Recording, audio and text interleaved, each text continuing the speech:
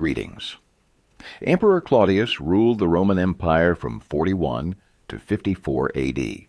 The future emperor was born on August 1st, 10 B.C. in Lugdunum, now Lyon, into the family of the adoptive son of Emperor Augustus, Drusus the Elder, and his wife Antonia, the daughter of the famous Mark Antony.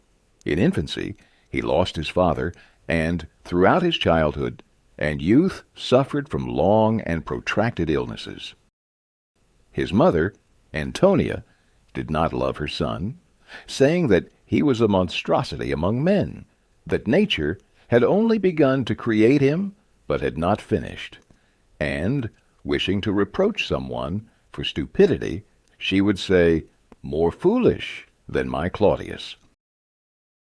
His grandmother, Augustus's wife Livia, treated him with the deepest contempt, rarely speaking to him, and even her remarks to him were either made in short, sharp notes or through slaves. When he reached adulthood, like any other representative of a patrician family, he was supposed to begin a civil and military career. However, Augustus doubted Claudius's ability to perform any public duties and was very afraid that his inadequate behavior would disgrace the imperial family. He wrote to Livia, "We should not give cause for mockery of him and us by those people who are accustomed to sneer and jest at such things." Therefore, Augustus allowed Claudius to take on a minor role as an augur, without admitting him to more serious positions. In his will, Augustus mentioned Claudius among the third-order heirs and left him 800,000 sesterces. After Augustus's death, his stepson Tiberius became emperor, ruling Rome from 14 to 37 A.D. Claudius repeatedly requested permission from him to hold any position, but the only thing he achieved was receiving the insignia of consulship without the right to perform the duties of consul and attend the Senate. That is, he received the title of consul and lictors, who usually accompanied the consul, but not the consular power. All his attempts to achieve something more serious ended in nothing. Then, as Suetonius writes, he abandoned all hope of advancement and retired to his villa in Campania, where he caroused and played dice. I think Suetonius exaggerates a bit. After all, Claudius's main occupation was serious scholarly work. Even in his youth, he became engrossed in historical research and gradually grew into a serious historian. His most famous works are History of the Etruscans in 20 books, accompanied by a dictionary of the Etruscan language compiled by him, as well as History of Carthage in 8 books. Unfortunately, only small fragments of these works have reached us. Finally, after the death of Tiberius, during the reign of Emperor Caligula, 41 A.D., who was Claudius's nephew, our hero's political career began at last. Caligula finally appointed Claudius as consul, and he, along with the emperor, who also held the position of consul, fulfilled the consular duties. It is said that when he first entered the forum with the consular insignia, an eagle perched on his shoulder, which foreshadowed Claudius's great career.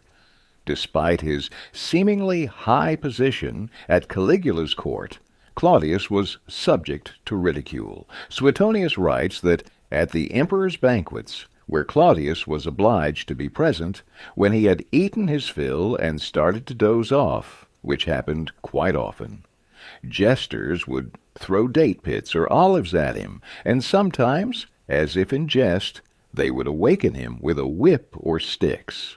They also liked to put sandals on his hands while he snored, so that he, suddenly awakened, would rub his face with them. There was an occasion when Caligula, in a rage, almost killed him, but he only went so far as to throw him into the water fully clothed. Claudius couldn't retire to his estate. Caligula wouldn't allow it, so Claudius had to endure all these humiliations. Once, Caligula offered Claudius the opportunity to purchase the position of priest of Caligula Jupiter for 6 or 10 million sesterces. To pay them, Claudius borrowed money from the treasury, using his property as collateral. But he couldn't repay the debt, and his property was sold at auction. Claudius was left with only a modest apartment in Rome. Caligula's erratic behavior finally led to a state coup, and one of the officers of the Praetorian Guard, Cassius Chaerea, assassinated the emperor, forever freeing the people of Rome from tyranny. Witnessing the chaos, Claudius fled to the terrace and hid behind a curtain.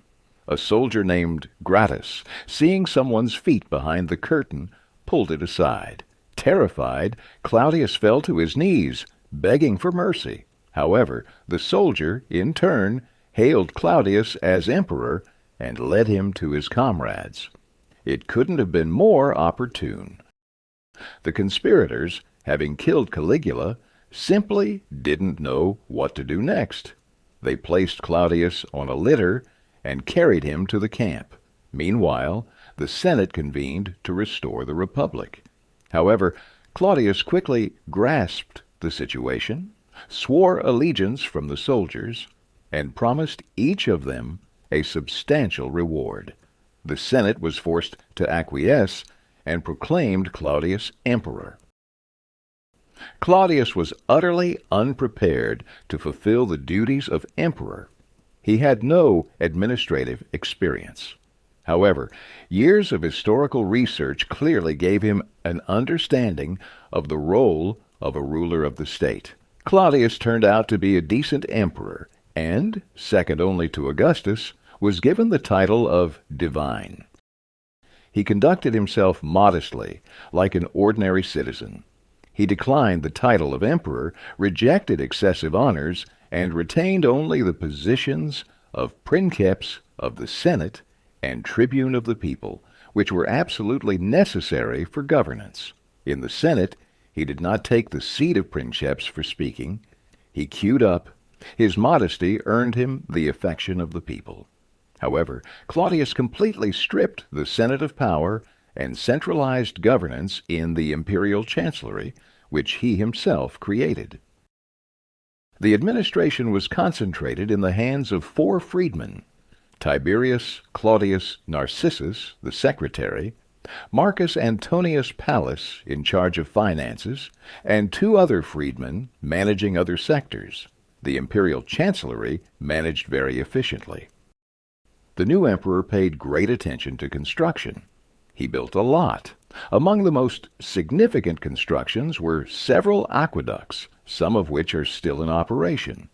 New roads, canals were built, and the port in Ostia was expanded, allowing for a significantly larger amount of goods to be received. In particular, the emperor's aim was stable bread supply to ensure the continuous distribution of bread to the poor and maintain popularity among the people. Claudius achieved considerable success in foreign policy. Caesar bequeathed to his successors the conquest of Britain in order to fully incorporate all the Celts into the Roman state. An expedition to Britain was attempted by Caligula, but his war resembled more of a circus performance.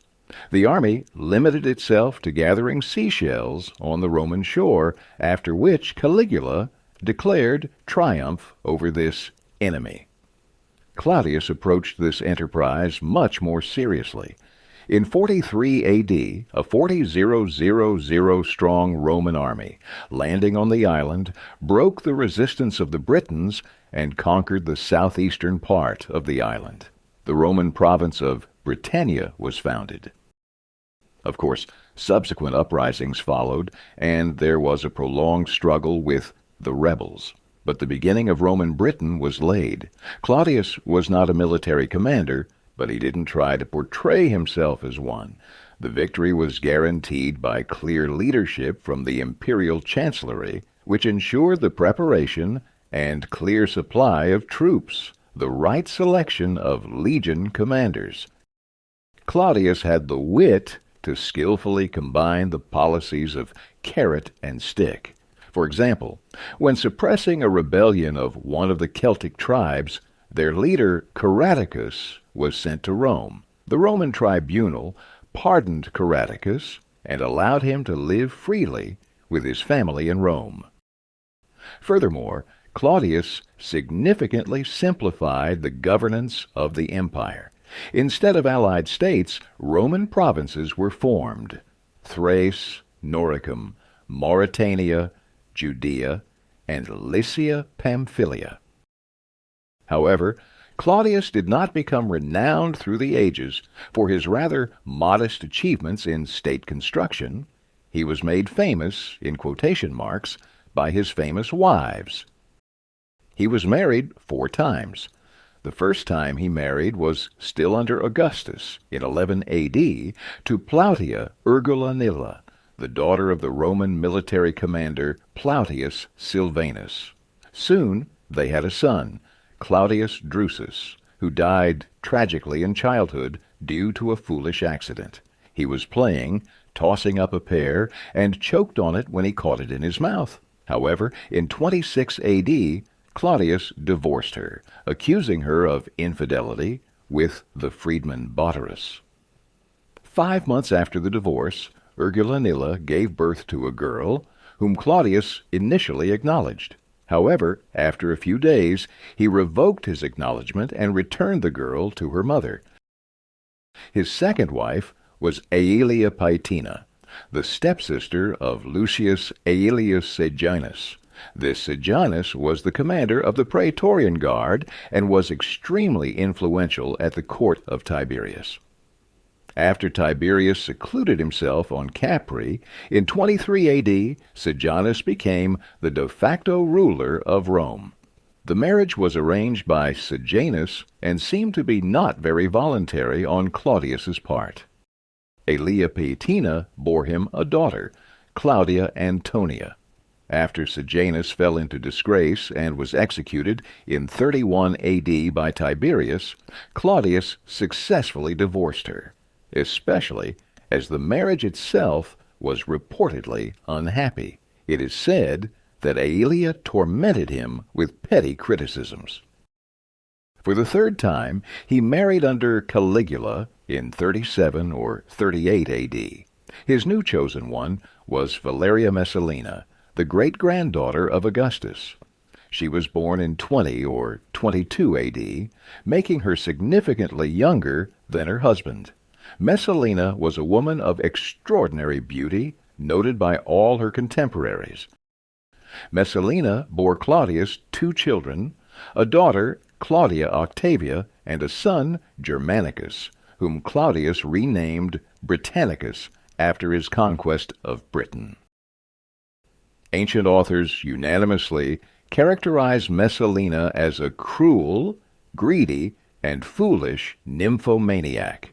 She managed to astonish the Roman public, who had seen it all, with her shamelessness, and her name itself became synonymous with descriptions of debauched and sexually promiscuous women. She bestowed her favors on anyone willing: courtiers, gladiators, guardsmen, ambassadors from other states. Those who tried to resist her charms, she compelled to yield. For instance, the freedman of Tiberius, the actor Menester, dared to refuse her. I don't know if it's true, but supposedly Menester said he would yield to Messalina if Claudius himself ordered him to do so. So, the inventive Messalina complained to Claudius that Menester had refused to fulfill her request without specifying the content of the request itself. Claudius summoned Menester and ordered him to fulfill Messalina's request. She became even more audacious after Claudius's departure for the army to conquer Britain in 43 A.D. The courtiers seemed insufficient for her, and driven by lust, she began to entertain clients in a brothel, Lupinarium, under the pseudonym Lysiska. essentially taking up the profession of a prostitute. Her only disguise was a blonde wig, which she used to conceal her dark hair.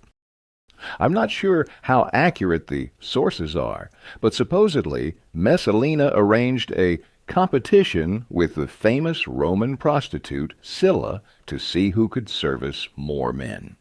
The competition began in the evening, and by morning Scylla, having serviced 25 men, stopped, while Messalina allegedly continued and only stopped after servicing 50 clients.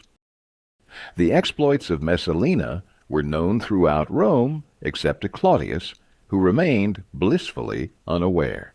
For fear of Messalina's retaliation, no one dared to open his eyes for a long time. But in 48 A.D., Messalina crossed the final line. She dreamed of making her son Britannicus the emperor, but feared that if Claudius found out about her adventures, he would dismiss her and, under the influence of her successors, deprive Britannicus of the throne. Taking advantage of Claudius's departure to Ostia for relaxation, she, in the presence of her living husband, arranged a wedding with her lover, Gaius Silius. According to the agreement, Gaius Silius was supposed to adopt Britannicus and secure the throne for him. The aforementioned Tiberius Claudius Narcissus decided to open the emperor's eyes and ordered one of Claudius's mistresses, Calpurnia, to tell him about Messalina's marriage to Silius. Claudius left Ostia, but took no action and hesitated in making a decision. Someone informed Messalina that Claudius had found out everything, and she attempted to reach the emperor to beg for forgiveness. However, Narcissus did not allow her to see Claudius and placed her in the gardens of Lucullus under her mother's supervision. Messalina and her mother prepared a plea for pardon, but most likely Narcissus did not allow it to reach the emperor. Claudius continued to hesitate and did not make any decision. Then Narcissus sent a legate to Messalina with an order to end her life by suicide. Since she could not do it herself, the legate stabbed her with a dagger. Claudius did not react at all to the news of Messalina's death. However, shortly thereafter, at his command, or with his tacit consent, Messalina's most famous lovers were executed, including Gaius Silius and the actor Menister, who futilely claimed that he became Messalina's lover by Claudius's order. Apparently shaken by all these events, the emperor, as Suetonius reports, swore at a meeting before the Praetorians that since all his marriages had been unhappy, he would henceforth remain unmarried, and if he could not hold to it, then let them stab him with their own hands. However, upon regaining his composure, he once again desired to marry. A candidate was soon found for him. She was Agrippina the Younger, the daughter of the most famous Roman general Germanicus, and Agrippina the Elder, the full sister of Caligula, and the niece of Claudius himself. She was older than Messalina, born in the year 15, but still much younger than the emperor. Moreover, she was Claudius's niece, and according to Roman law, such a marriage was considered incestuous. But nothing could stop the emperor, consumed by passion. At his request, a group of senators raised the question of the necessity of the emperor's marriage for the good of the state, and, at a Senate meeting, it was decided to compel Claudius to marry. At the same time, the Senate decided to legalize such marriages in the future. This law was only repealed under Christian emperors in the year 342. Agrippina was not an exemplar of virtuous matronhood either. At one point, her own brother Caligula forced her into cohabitation, and besides him, she was involved in many intrigues, but still she was far from the exploits of Messalina. In her first marriage to Gnaeus Domitius Ahenobarbus, she bore a son, Lucius Domitius Ahenobarbus. Agrippina harbored the ambition to make her son emperor and spared no effort to achieve this goal. Moreover, Agrippina learned from the mistakes of her predecessors and managed to forge relationships with influential members of the imperial administration. She became the lover of Marcus Antonius Pallas, who oversaw the finances and established good rapport with Tiberius Claudius Narcissus, the assassin of Messalina. Narcissus feared retribution from Britannicus for his mother's death in the event of her accession to power, thus he favored the candidacy of Agrippina's son. In the year 50, Agrippina was granted the title of Augusta and became Claudius's co-ruler. In that same year, Claudius adopted Lucius Domitius, who as a result became part of the Claudian family, and was given the name Nero. Since Nero was 3 years older than Britannicus, he became the primary heir, relegating Britannicus to a secondary position. The determined and authoritative empress increasingly took control of the reins of government, interfering in appointments and appointing loyalists to key government positions. However, Claudius began to be burdened by excessive dependence on Agrippina and became more attentive to Britannicus. He drew up a will, which was sealed by high-ranking officials. Agrippina decided to preempt events and simply poisoned Claudius. Sources present several versions of this poisoning. Either the food poisoned at Agrippina's urging was brought by the eunuch Halot, whose duty was to taste all his dishes, or Agrippina herself served him white mushrooms, his favorite food. Some versions suggest that Claudius vomited the food and felt better, but the assassination was completed by the emperor's physician under the guise of treatment, apparently also involved in the conspiracy. Be that as it may, on October 13, 54 A.D., the emperor died and was deified. His son, by Agrippina, Nero, became the new emperor. In conclusion, a few lines about the fate of Agrippina. After Nero came to power, the assertive Agrippina attempted to interfere in governance and control her son. Nero's patience with his strong-willed mother quickly ran out. Britannicus was poisoned swiftly, but Agrippina was more cautious. The situation was complicated by the fact that Nero needed to kill her in a way that wouldn't label him a matricide, so her death had to seem natural. He attempted to poison her several times, but the cautious Agrippina apparently took antidotes. Then a complex plan was devised. A specially constructed ship was made to break apart instantly using a mechanism. In the cabin, above Agrippina's bed, a special panel was suspended to fall on Agrippina's bed at the right moment. But even this attempt failed. The lead panel was stopped by the high back of the bed, and the ship's destruction mechanism didn't work. The ship tilted, and Agrippina, jumping overboard, swam to shore. Frightened, Nero ordered her to be killed without any further negotiations. They showed Nero her body. It is said he didn't hesitate to come and look at her body and remarked, "So it turns out I had a beautiful mother." Thus, the story of the Roman Emperor Claudius and his wives comes to an end. Goodbye.